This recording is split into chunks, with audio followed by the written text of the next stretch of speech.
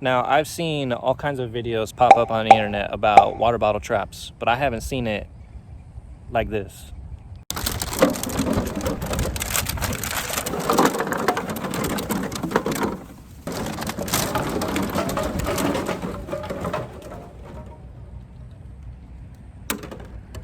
In today's episode, I wanted to try something a little bit different, which is just take a ton of water bottles I've been saving up over the last couple months and just spread them all over the county and see what we can catch. We're gonna try canals, ponds, lakes, whatever access to a body of water we can get into. We're gonna put these traps and just see what we catch.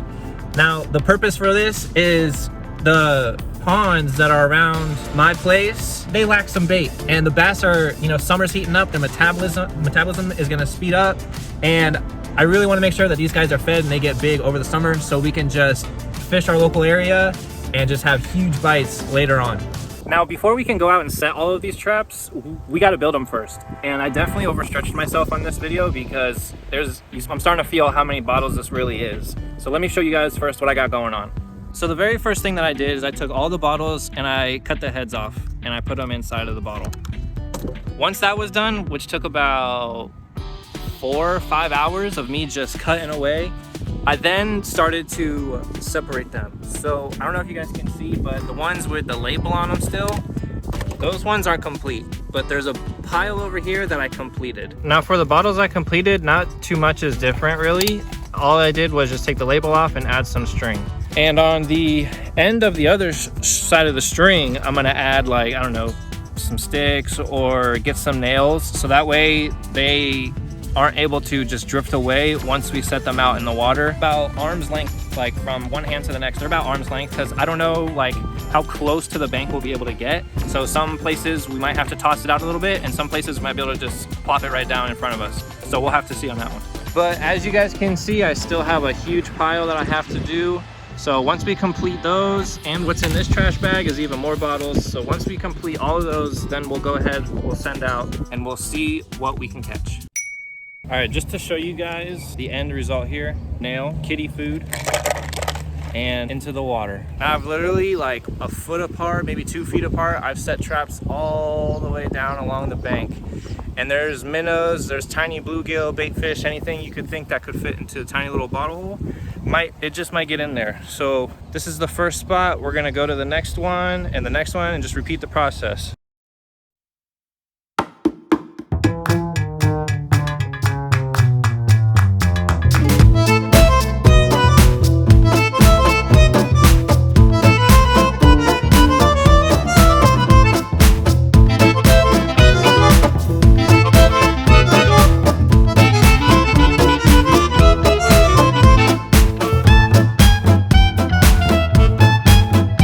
Number 2 complete.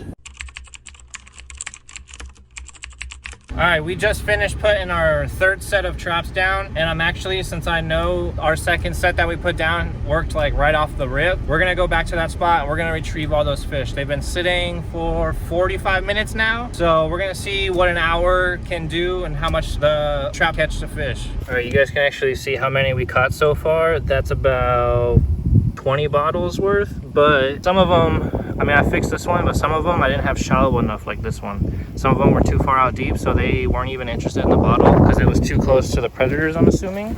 I think that's just their natural instinct kicking in, but I don't know if you guys can see that. They're definitely interested now. So we might give it another hour or so and see how much more we can get. Okay, looks like the traps that we just laid at spot 3 is the same thing. That's too far deep. I think there's a couple in there. It doesn't look like it. It's wrapped around that stick. We might have to pull them in closer. I mean, they're all around it. Maybe they just haven't figured it out yet. Let's get it off the stick here. Let's see if maybe they figure it out. If I put it like up here. I might put it like right there. Like literally right where the water hits the bank and see if that does anything. Right now they're interested in the loose ones. Get out of here. All right, now they can only go after the ones that are inside the bottle. So far, these are all the minnows that we caught. Okay, now that we know that the traps have been working, we're gonna let the ones that have still out, we're gonna let them sit for a little bit longer because they haven't been sitting that long. We're gonna go to the first spot that we laid the traps at because those have been sitting for like 2 hours now. And before that, we'll make a pit stop, drop these guys off in the pond that we want to put them in so they're not sitting in the bucket too long. Then once we go to the other spot, we'll do the same thing. We'll bring them back so that way they're not in the bucket for too long. And we'll start spreading more traps. All right, we're gonna go ahead and release these guys.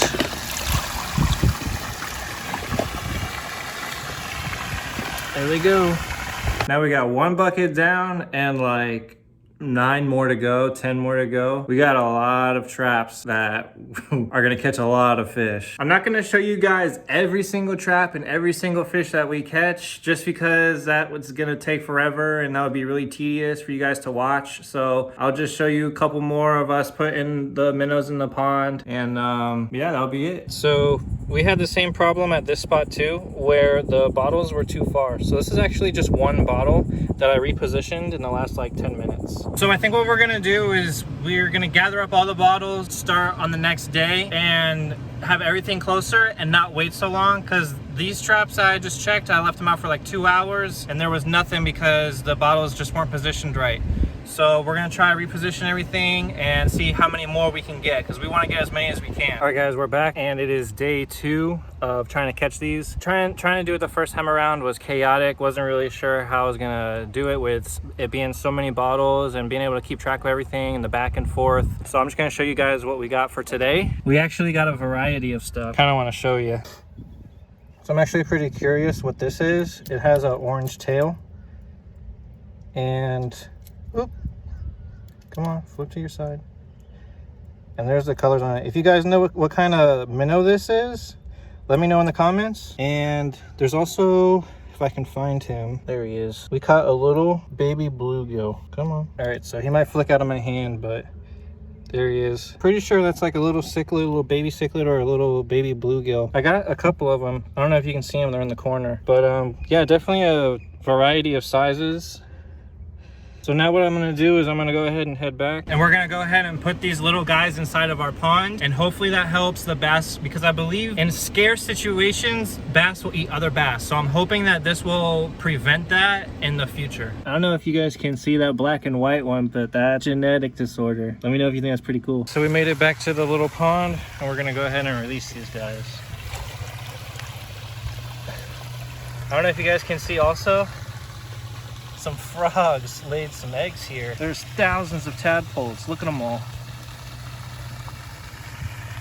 Also, to end this video on a good note, don't forget, we got to recycle all these bad boys and put them into the right recycling bins.